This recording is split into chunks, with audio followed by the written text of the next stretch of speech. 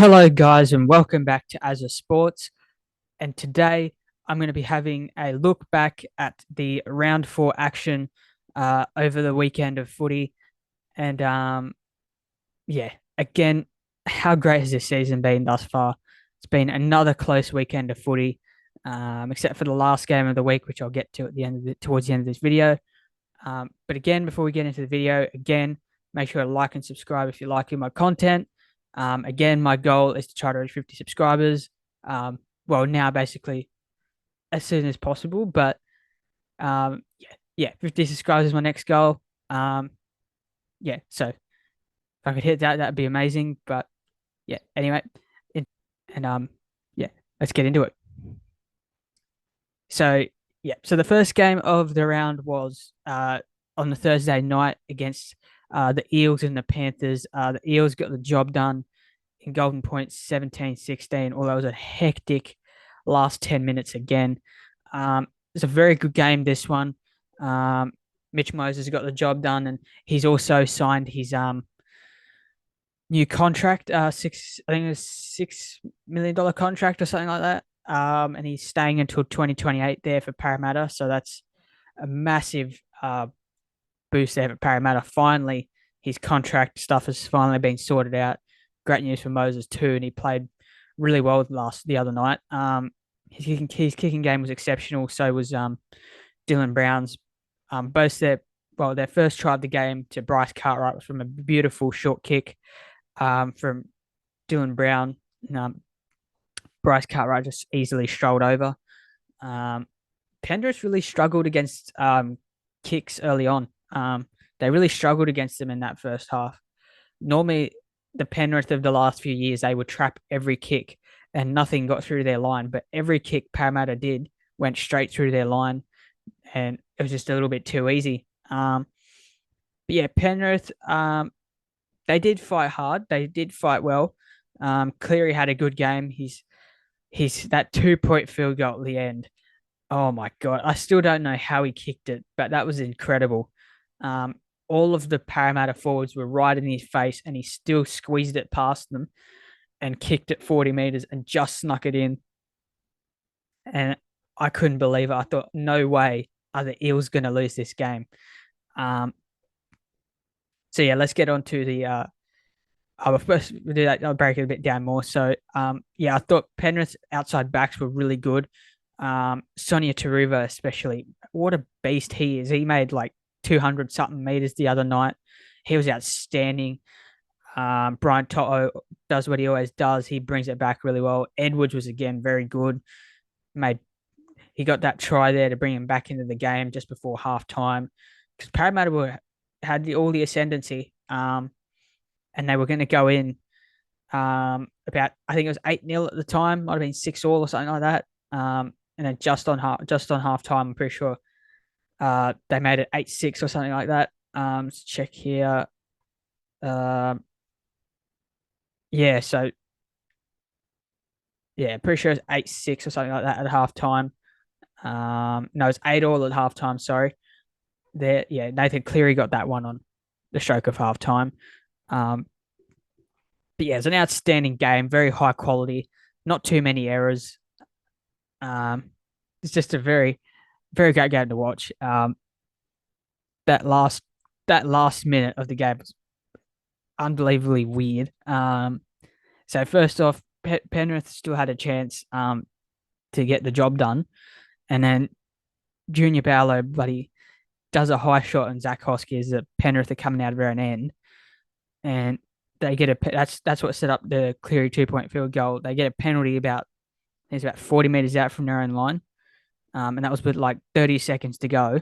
And then they stop the clock. Cleary kicks it out. And they have to go for the 2 point field goal. Cleary gets the ball. All the Parramatta chasers are basically right in his face as soon as he gets it, pretty much. But he somehow manages to get it off and he gets it through. And then we go to Golden Point. And even Golden Point, pretty sure Penrith got they got the kickoff first. They made some good meters. And they took off a good kick from Cleary about 10 meters out. Sevo took it 10 meters out. He came back, and then Mitch Kenny on tackle 2 or 3 put a high shot on one of the Parramatta players, and he got sin binned. And then after that, Parramatta just strolled upfield too easily, and Mitch Moses kicked the ball over um, at the end of the set. So it's a very, very weird game in the end, but it was very good for majority of the game. Again, Mitch Moses was outstanding for Parramatta. Dylan Brown also did pretty well. The Parramatta forward pack was outstanding. Everyone played really well there, especially Regan Campbell-Gillard. He was again outstanding. Jermaine Hopgood was pretty good, although he had to come off for a bit of a HIA there, but he still did very well. Um, for Penrith, I thought Sonia Taruva was excellent. Dylan was as safe as always. Cleary got better, but he still needs some improvement.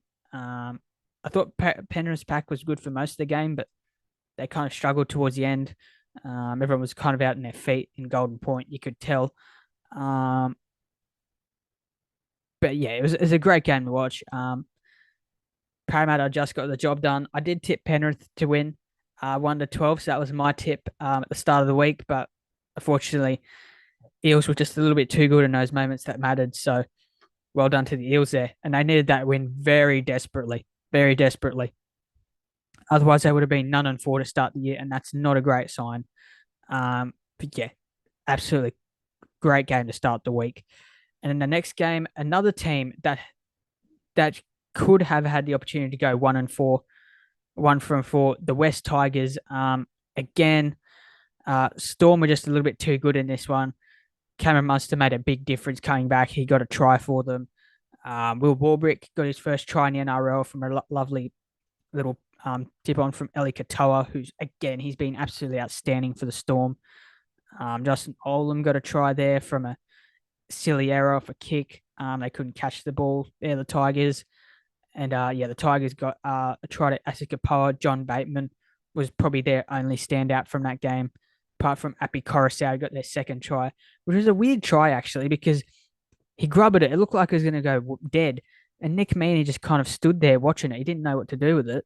And Coruscant just comes up from behind him, identical to the Cody Walker one, which I'll talk about in a minute later on. But Coruscant just streams through and he just puts it down, and Nick Meaney's just looking around. Like, I don't think Craig Bellamy would have been happy with that, because that try actually brought them back into the game. That point, it was 12-22, so they were still in the game there, but the Storm were just a little bit too good. I thought the Storm, they're still pretty clunky. But yeah, I mean, they were just a little too good. Cameron Munster, again, he showed why he's absolutely vital to this team. Will Warbrick, congratulations on his first NRL try. I think there were many more to come, because he looks like a good young winger coming through down there in Melbourne. Again, Tigers, they're just very disappointing. They look pretty flat. Again, they lost the ball against the scrum, which pretty much summed up their day. When they tried, they just weren't good enough, and they just got outclassed by Melbourne, who are a little bit too good for them. But they did stick it to the Storm, to be fair. Like, I did say the Storm would win this game. I said, my tip was 1-12, but because this was the margin game, I put 10. So they won by 12. So I was only 2 points off, but I did predict that this would be a close enough sort of game. Because as I said, Melbourne have been a little bit how you going to start the year. So I thought the Tigers would make it a little bit competitive with them, because they have needed to win really badly. So they did try, but they just weren't good enough. But yeah, I think John Bateman and Api Coruscant were the two best players on the field. The rest weren't necessarily that great. Adam Dewey at fullback, I'm still not sure about that. I mean, I personally think he's a better 5'8". That's his position for me. And then they did have what's his name again? I nearly forgot there. They did have Dane Laurie on the bench, so I have no idea why they didn't start him and play him. Maybe they were just a little bit worried about his injury or something like that. But personally, Dewey needs to be in the 5'8" role. He needs to be, because Coruscant, and Bateman are their biggest attacking threats, as well as Dane Laurie, who is sitting on the bench. So yeah, poor old Tigers, they can't seem to get a break at the moment. But yeah, Melbourne was just a little bit too good down there in Melbourne. Yeah, great to see Cameron Munster back there for them. Now, on to the next game, the Battle of Brisbane. The Broncos a little bit too good there for the Dolphins, but I mean the Dolphins had a lot of things go against them in this game, but absolutely outstanding again from the Dolphins. The fight they've shown has been unbelievable. They had Sean O'Sullivan go down in the middle of the game. They had Cody Nikarima who came off just after 6 minutes. And they lost Isaiah Katoa before the game even started. So they lost basically three players that would normally be in their starting side. And Jerry Marshall King is also still out, their starting dummy half. Um, so to be only lose by 6 against the Broncos, who are basically full strength, that's a massive effort. Absolutely massive effort from the Dolphins there. Um, but yeah, this was absolutely another cracking game. This was. It was so close. It was only 4-0 at the break to the Broncos. So it was a very close game. I thought the Broncos were a little bit clunky in this game, attacking wise. I think like they had quite a lot of chances, but to be fair, the Dolphins' defense was also pretty good. But they just seemed kind of a little bit erratic at times to start the game. Like they seemed really erratic and they pushed the pass a bit too much, which led to the Dolphins just covering them and taking them into touch quite a few times and dropping the ball too much in the first half. They were really clunky. But in the second half, they kicked into gear when Selwyn Cobbo, Kurt Catewell, and Katoni Staggs ran that 100 meters, and then had that little celebration at the end where it's saying it's our home. So yeah, this is going to be a great rivalry going forward. This game is absolutely great. Jared Wallace and the Hammer also got a few tries there for the Dolphins to get him into the game. Yeah, I just thought the Broncos like they could have definitely attacked a lot better. Like Tessianu, who was on the wing there, he was playing on one leg, and they barely ever went to his side. So if I was like the Broncos definitely should have attacked that side a lot more than they did. So that's a little bit. I think yeah, they were a little bit clunky in attack the other night. And tactically, I think they got it wrong a little bit by not going at him more often. But again, Payne Haas was outstanding. He just keeps getting better and better. Paddy Carrigan was pretty good. Reece Walsh again was electric, although he was a little bit clunky to start the first half, but in the second half, he came into his own there. He also saved the try there the for Tessie New, who looked certain to score, but he just bundled him out last second. Great try saver. Mark Nichols, the GOAT, also stopped Selwyn Cobbo, who looked certain to score. He just tapped the ball out of his head as he was about to jump over the top of him. That was a beautiful try saver. Again, showing how the Dolphins are going to play this year. They're just going to be desperate. They're going to fight for everything. They're not going to give up until the last siren goes. So it's great to see the Dolphins playing that way. It really is. But yeah, I did tip the Broncos in this game. I did tip them under 12 because I did know this was going to be a very tight game either way. Um, but yeah, Adam Reynolds' goal kicking wasn't that great the other night, so they probably should have won by more than they did because it was 4 tries to 2, but he only nailed one of the conversions, which was Kurt Catewell's. So he had a bit of a shocker with the boot, Adam Reynolds, but they still got the job done, so they'd be happy with that. But yeah, fortunately, the Dolphins have got a few more injuries now. Tessie New, he's more than likely going to be out next week. Sean O'Sullivan's gone. Code Nickrim, I'm not too sure about. I mean, Milford, I think he did okay at times. He set up Hammer's try. He kicked the ball in the end goal there where Katoni ran 100 meters, but I don't necessarily think that was his fault. I think that was just a little bit of the players overran the kick a little bit, and Katoni just got back there and covered it. But other than that, I thought Milford was pretty solid. I didn't think he was too bad.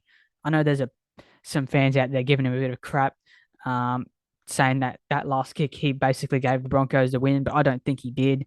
Like the play was on because the Dolphins players were aware of the kick, but Katoni just cut it off, and he just sprinted away 100 meters to finish the game. But at that point, the Dolphins were in front 14-12, so it was an absolute cracker of a game. But and all the cheeky banner off field after the end of the game, like the Broncos telling the Dolphins that it's their home and telling them, tweeting that they need to go back to Finland, as they called it, or Redcliffe, which is 35 k's from Brisbane. So I found that pretty funny. to see. But that's just going to fuel this rivalry. That's what I mean. Like this rivalry is going to be incredible going into the future, and these teams are going to have a lot of great games in the future. And I can already see there's quite a bit of hatred in this rivalry already. So great to see, and great for the NRL, great for the Dolphins, and great for Broncos, and also great for Brisbane. Or the Broncos definitely don't want to give away Brisbane that easily. But yeah, again, great game, um, outstanding. Now, now, on to the first Saturday game. Cowboys 24, Titans 12. Yeah, I mean, it's a bit deflating losing this game from my team, the Titans, but I was very, very, very proud of our effort. Like any team in the league going with your two best players in your spine, half your spine going down, considering we already had Sam Verrills out. So 3/4 of our spine was pretty much gone in this game, our normal spine. Only Tanner was left. Like to even be 12 points only losing this game, and they had a couple of lucky tries, like Tom Chess's at the end of the game, where he got a falcon off one of his, the offload hit his head, and he luckily got his boot to it before the ball hit the ground, and he happened to just somehow put his hand on the ball and put it down. But other than that, I was really happy with our effort. Like, so we'll get through here. So we started the game on fire. Like that first 20 minutes was all us. Loffy, again, as I've been saying, I've been reinforcing this point. He's an absolute beast of a winger already. Like he's not at his best yet, but he's got 5 tries in 4 games. So he is an absolute machine. And he doesn't deserve all the crap he's getting from fellow Titans fans who I see out there occasionally putting crap on him. But again, he's young, he's still learning. He'll get better. He had a lot of good touches on the weekend. Yes, he did make quite a few errors, but that just comes with inexperience. He'll get better with that. I thought he came out of our end pretty well. Sammy again was outstanding. Tino again, he's just absolutely outstanding. Considering he's now also tied in lead with Payne Haas on the Dally M award. So I thought I'd just also put that out there. He's just an absolute beast for feeder. I heard Corey Parker on the weekend say it was a complete performance in the commentary, and I absolutely agreed with him. He was absolutely perfect. Like both of his assists for Loffy were outstanding. He was running absolutely brilliantly. He was powerful. He looks like he's coming back to his best, which is great to see for us. And as a Titans fan, I'm so happy to see him back to his best. And yeah, it's great to see him back. Unfortunately, Shoppy had that moment where, unfortunately, he didn't pass the ball to Sammy, who was open. I reckon if we did pass there, this game could have gone very differently. But again, unfortunate error from him. I thought he had a pretty decent game. Tanner, I know people are still giving him a bit of crap for the weekend, but with the situation, he did very well. With the situation of having him being the only proper spine member, he did a very good job, considering he was our only spine player playing that started the game. So very, very great effort from Tanner, and he definitely doesn't deserve the crap he gets. Again, he's been brilliant with the goal kicking wise. He only missed 1 goal in this game, but that wasn't really the difference. Yeah, the Cowboys. I mean, the Cowboys were a bit disappointing. Like the first 30 minutes, they were absolutely horrible. Like they kept dropping the ball. Like they kept attacking our line, but we just kept, which again I'll get onto in a sec. Like that first half an hour, they were peppering our line quite a bit. Once AJ and Kieran Ford went off, they were peppering our line for quite a bit, but they couldn't score until the 35th minute. So I was very happy with our defensive resilience. Like for the whole of this game, like to only lose by 12, considering we're playing against a pretty much full strength Cowboys team, apart from Scott Drinkwater and Peter Hicker and Ruben Cotter. I was very happy with this result. Like,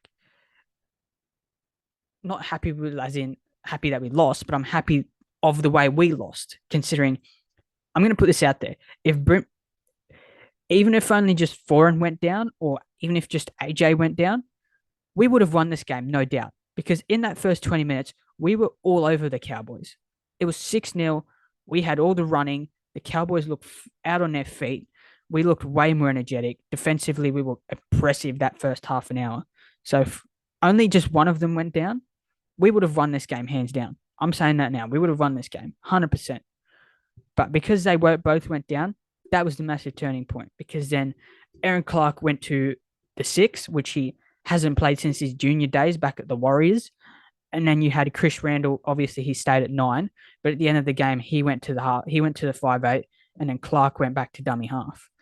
So, and obviously JC went to the back, and again, he was absolutely outstanding. JC, Jaden Campbell to fill in that 40-20 he saved from Chad Townsend. I like a certain 40-20, but he just ran back there, tapped it back in, slid on his knees, and basically stepped 2 or 3 Cowboys in that, and just got us a little bit out of trouble there. But again, I was very happy with our effort. Yeah, again, Tom Chester's lucky try at the end there made the scoreline look a bit worse for us. But if they didn't score that, then it definitely would have been a more reflective game of how it went. 24-12. I thought Dearden did well for them in the second half there. He started them off very fast and broke the line quite a few times. And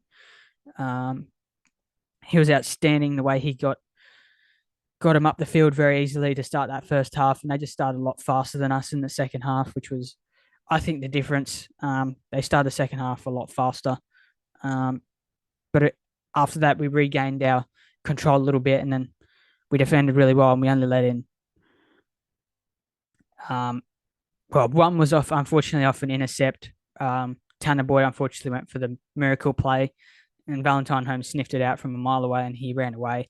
But apart from that, like at the end, both teams were very clunky in attack. That last 10 minutes was hectic. Both teams were really horrible in attack in that last 10 minutes. It just went away. There was no cohesion, nothing. Everyone was frantic, running everywhere.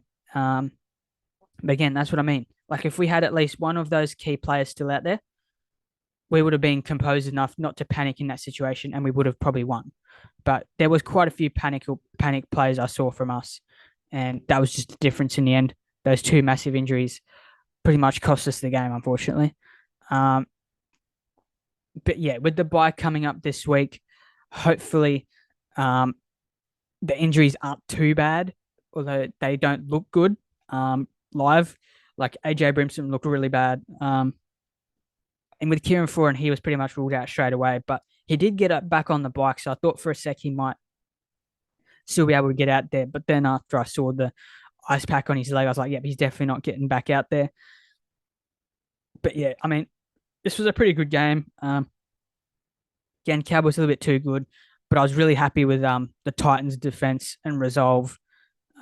Considering the circumstances, I'm really happy with the Titans' effort. I really am, and their effort really made me proud. They were just in the game till the end. Like it's only the 72nd minute when they got that try, and even after that, we still had quite a few raids on their line. But unfortunately, again, that little bit of inexperience and panic set in, and we couldn't quite get the job done. But I was really happy with our effort. I really was. And if only one of them went down, we would have won this game 100%, and we would be 3 from 4. But now we're 2 from 2, and we have the bye next week, so we'll be 3 from 5 basically. So decent start to the season, and I think we'll take that. But it is a little bit disappointing, unfortunately, not getting the win there. But again, just very happy with my team and their effort. Like if that was us any other last few years, we would have crumbled in this game, no questions asked. Once Kieran Foran and AJ went off, we would have conceded the first set they went off, or like the first few sets. So I was very happy to see that effort. And yeah, great to see there. Now, on to the next Saturday game. So there's only 2 Saturday games this week, with the Roosters obviously having the bye. So they got the free 2 points this week. Obviously, the whole circumstance with Joseph Suaalii going off to rugby after 2024, that's a massive blow to the Roosters and the NRL in general. But I mean, I think we all saw it coming. Like he said for so long that he's always wanted to play Union. So I think we all saw it coming. We just weren't exactly sure when it was going to happen. Um, but then obviously when Teddy re-signed, he kind of thought that, yeah, it's probably not my ambition at fullback's probably not going to happen. So he's going at the end of 2024. Um, so I wish him all the best there. Although he's still got a season and a half still here at the Roosters. Um, so yeah, we'll see what he can do. But yeah, he's going to be a big loss to the rugby league in general, and as well as the Roosters. But they still have plenty of quality players there. Um, so yeah. Now back to the last Saturday game. So the Bunnies are getting the job done, 13-12. Another golden point. Not yeah, another golden point game this week. So two golden point games this week. Absolutely outstanding. Um, Rabbitohs getting the job done, 13-12, against the Manly side. This was an absolutely brilliant game to watch again. Very high standard. Very defensive game. This one. Um, Cody Walker was absolutely brilliant. That first try he got in the 22nd minute was basically the difference between these sides. Obviously, with the Bunnies paying respect to John Sattler. So it's ironic that they won by 13, which is his jersey number, and there was the whole minute silence before the game, and the minute round of applause in the 13th minute. Was a very good touch there from the Rabbitohs, and I did say that this would be a very close game, but the Rabbitohs honouring Josh Sattler would just get over the line. I could tell they were more up for this game. They were very wanted to get this win for him, and they definitely honoured him because that was a very tough game. And Cody Walker, yeah, was basically the difference in this game. He was just a bit more lively in attack than Manly side was. Manly made quite a few errors. Well, I'll get on to Manly in a minute. Yeah, Lockie Ilias again stepped up, got that field goal. Outstanding job from him. And yeah, Rabbitohs were just a little bit too good in those moments that mattered. And that was the only difference, really. But it was a really good game. Now into Manly 12. Yeah, DCE in the first half was very good. He got that intercept from Cam Murray, who had a bit of a shocker in the first half. He had a few passes go wide, like he had a pass, obviously the intercept pass, which led to DCE's try on the stroke of half time, which gave the Manly side the lead at half time, 12-6, going into the break. And then in the start of the second half, Bunnies were on an attacking raid inside the Manly 10, and he just gives a pretty low pass to Cody Walker, who couldn't handle the ball. So it's a bit clunky there, but at the end of the game, he made up for it. He was very good at the end of the game there. Now to Manly, yeah, Olakuatu got that try too in the 25th minute from a nice crossfield kick from DCE. Yeah, I mean, Olakuatu was good all night. I thought Schuster had some good touches. Garrick was very solid. The Manly forward pack was pretty solid as well. Like there was not much difference between these sides.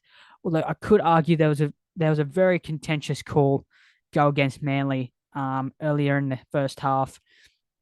They made a break on the left edge, and Brad Parker was running down the sideline, and he passed the ball back inside the Schuster, and then he gave it to Tommy Turbo. Well, I wasn't saying it was a guaranteed try, but there was a few defenders in front of Tommy. Latrell was there, and there was also another player coming in cover.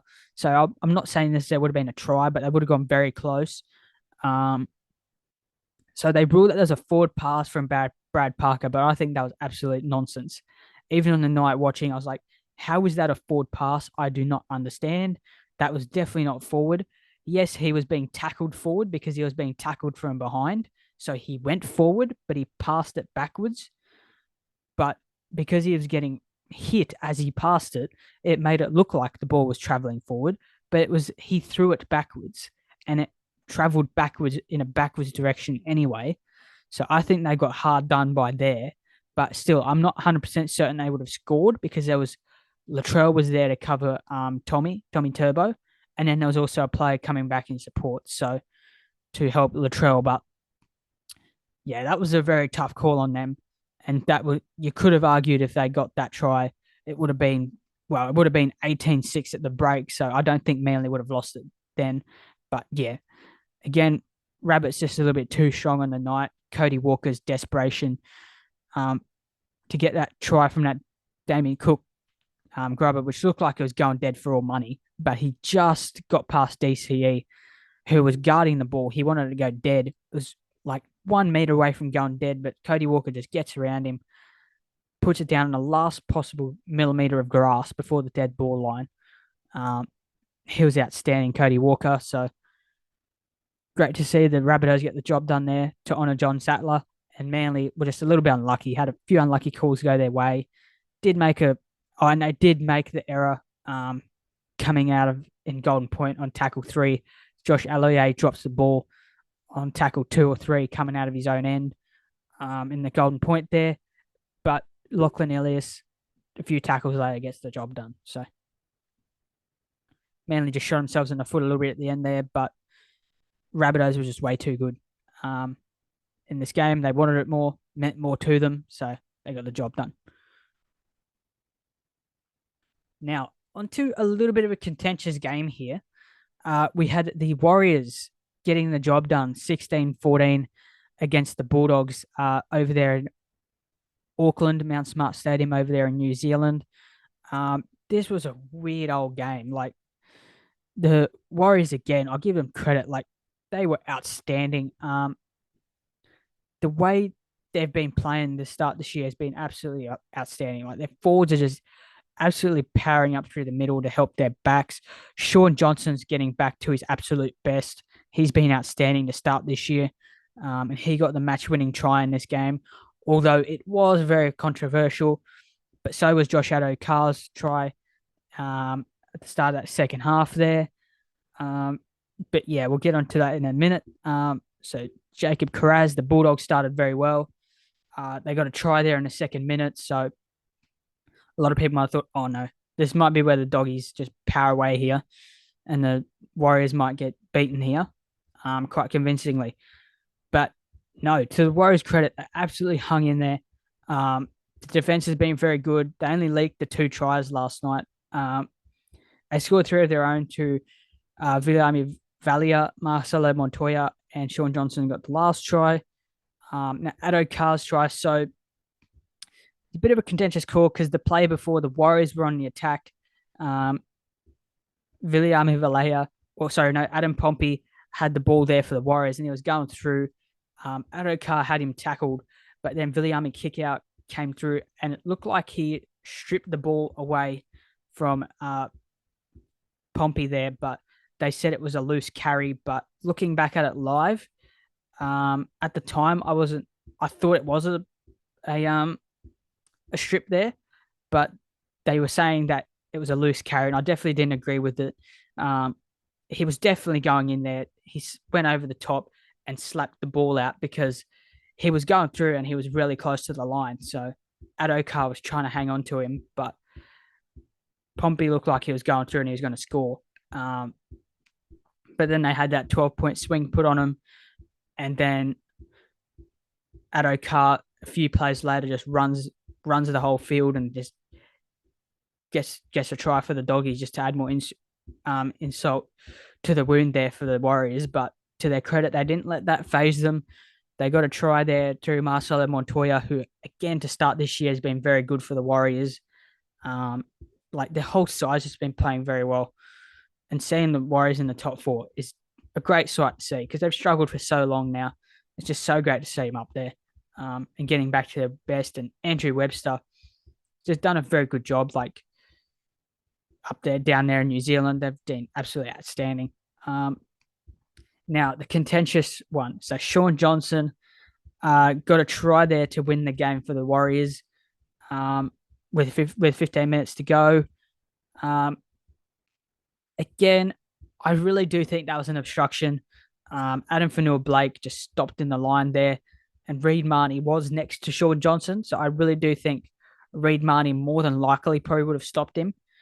But not guaranteed. But I really did think that was an obstruction, and the Doggies fans could definitely be saying they were hard done by there. But I also can say that it was evened up at the end because the Warriors were hard done by a call saying it was a strip, and the Doggies scored straight after it, and the Warriors won the game with a call that was contentious against the Doggies. So at the end of the game, there it was evened up at the end because the Warriors were hard done by a strip call, and then the Warriors, and then which led to a try 3 plays later, and then the Doggies were hard done by an obstruction call not being given on a try that ended up winning the Warriors the game. So Bulldogs fans can definitely have some can be upset by not winning this game because they probably should have.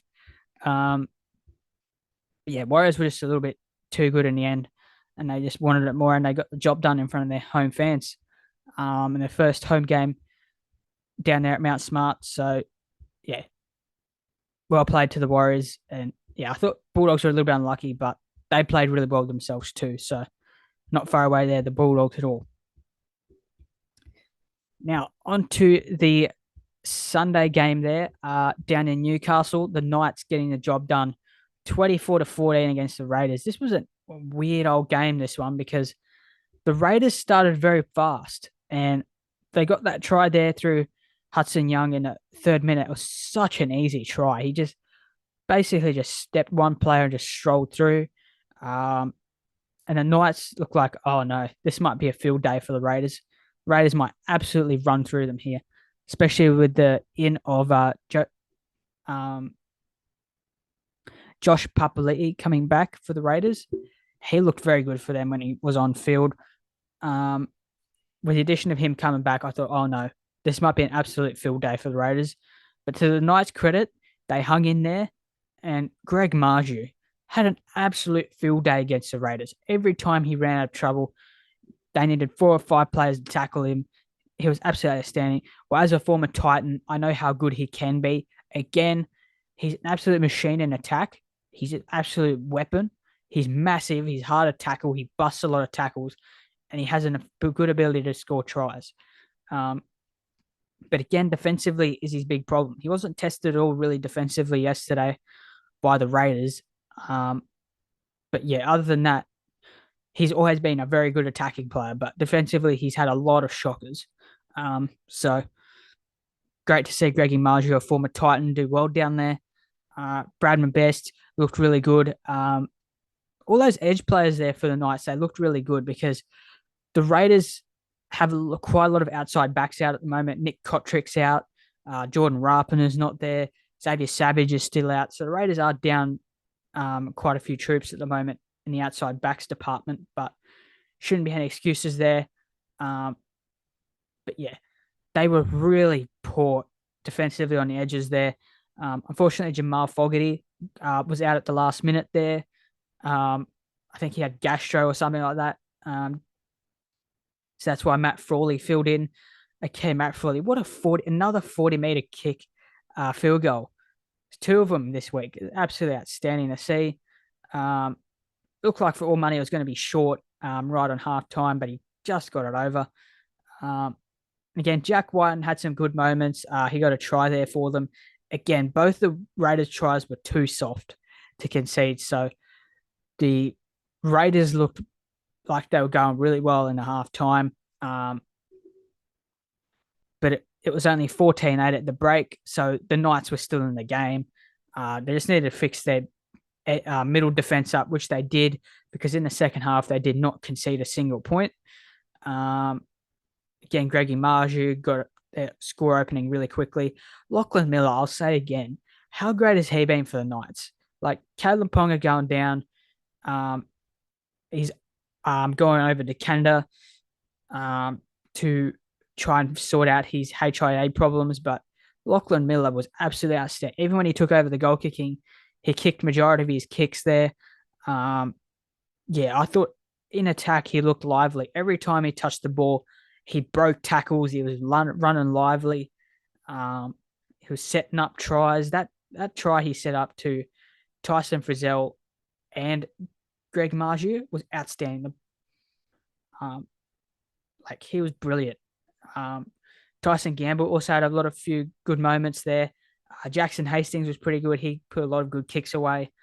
Again, Jack Whiten put a bit of a high shot on him as well, or late tackle, same as with Lockie Miller, who he put a good kick in. Actually, it was going to be. He was trying to get a repeat set for the Raiders when they were down a little bit. But yeah, they just had that 10-minute stint after halftime where the Knights just came out firing, and they were just way too good for the Raiders. And it didn't help that Jack White got sin binned. It was, I think, I'm pretty sure at the end it was for that shot, late hit on Jackson Hastings. And yeah, the Raiders' defense in that second half was absolutely poor. With him going down, their edge defense all day was just dreadful. They could not contain Greg Marju or Bradman Best. Yeah, the edge defense was just really poor. Frawley was pretty poor defensively. I mean, with that 40-meter field goal, you thought that might be a good play from him, and that was probably his only best play. He had a few kicks. Most of them were pretty decent, but in the second half, they were running into the wind, so his kicking game wasn't necessarily the best there. But yeah, the Knights were just a little bit too good in this game. They outscored them 5-2. So again, yeah, Lachlan Miller was just outstanding. And in further bad news for the Raiders, it looks like Jack Whiten will be missing a few weeks. With that, he got put on report twice in that game. Once for a careless high tackle on Lachlan Miller when he was trying to keep Miller in his in goal, and the late tackle, late hit on Jackson Hastings.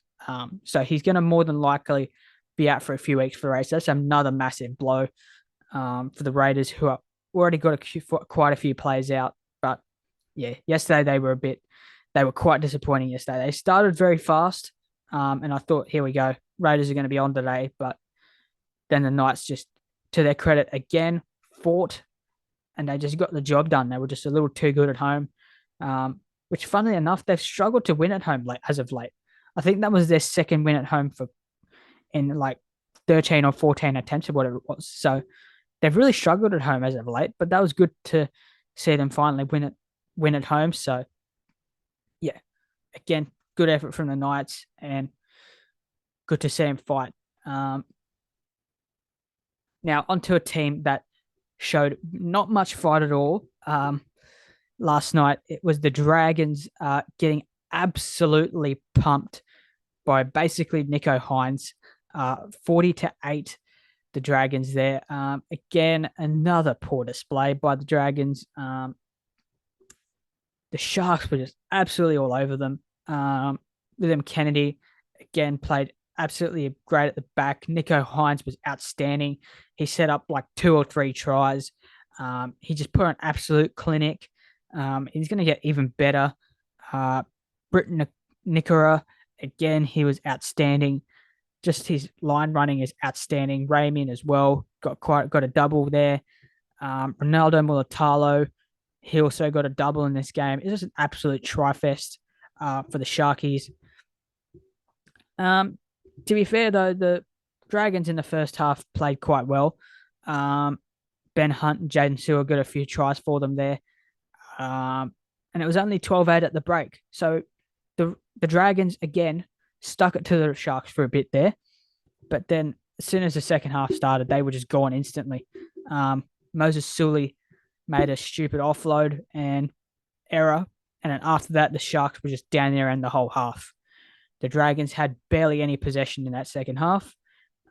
Very reminiscent of the Dragons-Titans game a couple of weeks ago where it was close at halftime, but at the end, to start the second half, they just ran away with it because we just had no ball, and they just ran away with it. Now it's happened to them. They had next to no ball, and the Sharks just absolutely put a score on them to win 40-8. Probably should have been more if Nicho Hynes kicked a few more goals there, but his goal kicking was very good again. Yeah, he was just outstanding. His kicking game was on fire. He's passing to Nickera in particular. He was outstanding. He just played absolutely brilliantly. So great signs for the Sharks there, and did tip the Sharks in this game 1-12. But yeah, they got the job done by more than 1-12. So, but I could tell it coming that Nicho Hynes would make a massive impact coming back into their team. But I didn't think it'd be this much of a massive impact. But you could see everyone in that Sharks team lifted so much um, when he he came back. They all were on fire and back to their old selves. They've been a bit clunky the last first 3 weeks, but they're absolutely back to their former selves now. And they're only going to go up now, the Sharkies. Dragons, I mean, they've just been absolute shambles the last few weeks. With the whole news coming out this week that Anthony Griffin is has to renew his contract if he wants to coach next year, and basically being told that they're looking for coaches. So they're just in absolute shambles at the moment, and it represents in their performances. Like they were just absolutely woeful yesterday. Um, I mean, they stuck it to the Sharkies there in the first half, but once they had one little thing go against them, they had nothing, and the Sharks just absolutely strolled through them. And most of their tries were very soft. The only highlight I can give the Dragons in that second half is Tyrell Sloan made an absolute beauty try saver on Braden Hammond ULA, who looked certain to be over for another easy soft try. But that's probably the only highlight I can give the Dragons in that second half. Apart from that, they were dreadful. Um, they had nothing in attack. Their defense was absolutely woeful. Um, and they just made too many errors, gave away too many penalties, and you can't do that against a team like the Sharks, who are absolutely on fire at the moment. Um, and yeah, they're back in the eight, so yeah, too good. And yeah, the Dragons are just in big trouble at the moment. They're in really big trouble. Um, and I believe they have Manly next week, so that's going to be even more trouble for the Dragons. So yeah, and obviously, as I mentioned before, the Roosters had the bye, so that closes out round 4. Again, just to wrap it all up, what an amazing 4 weeks of footy this has been. Like the contests have been absolutely outstanding.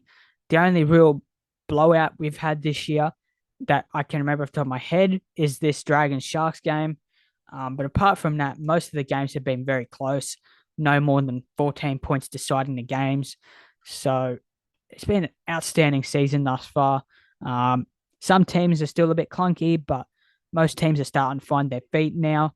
Uh, Unfortunately, some teams like the Titans are ravaged by injury, which again, not great for us, but hopefully the injuries aren't too bad. But yeah, another outstanding weekend of footy.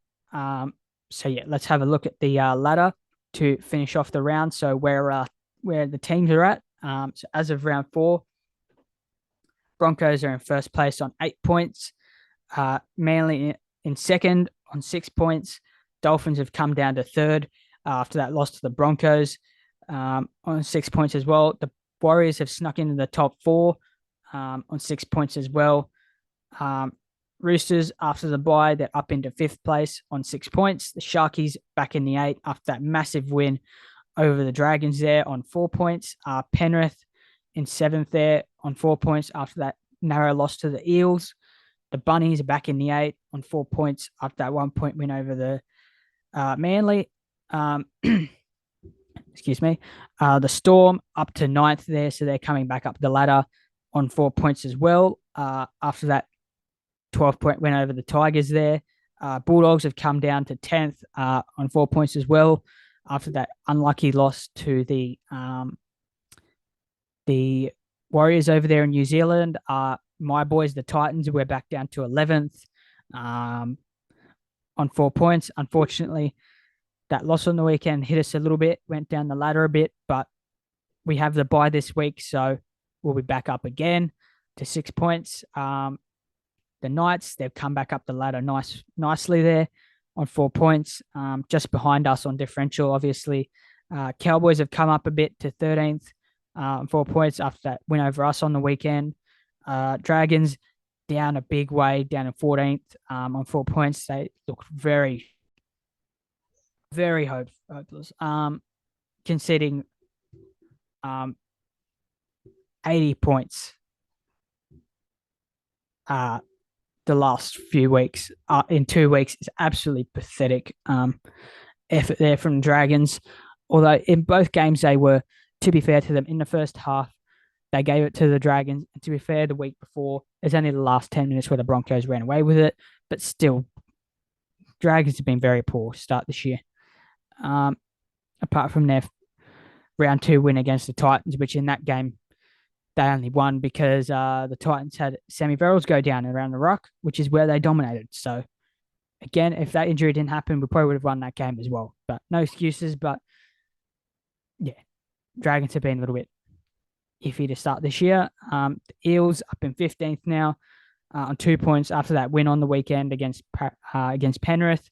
That was a much needed win for the Parramatta Eels there to kickstart their season. And the Raiders have massively dropped off down to 16th there after their 12-point loss to the Knights there. Again, losing Jack White is absolutely massive loss. So Raiders might drop a little bit lower. And then at the bottom there, the Tigers still on no wins after 4 games. Struggling quite a bit down there, the Tigers, but they do have some good signs coming, but they're really struggling at the moment. And they still kind of don't know how they want to play. But yeah.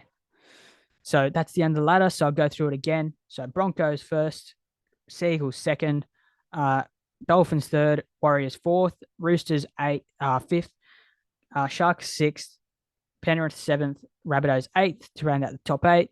And then we got the Storm in ninth, Bulldogs 10th, my boys the Titans in 11th, Knights 12th, Cowboys 13th, Dragons 14th, Parramatta 15th, Raiders 16th, and the Tigers down in 17th. So that rounds out round 4. Again, great weekend of footy. Thank you guys for watching. Make sure to like and subscribe to help me try to reach my goal of 50 subscribers. Again, thank you guys for watching. Up the Titans. Goodbye.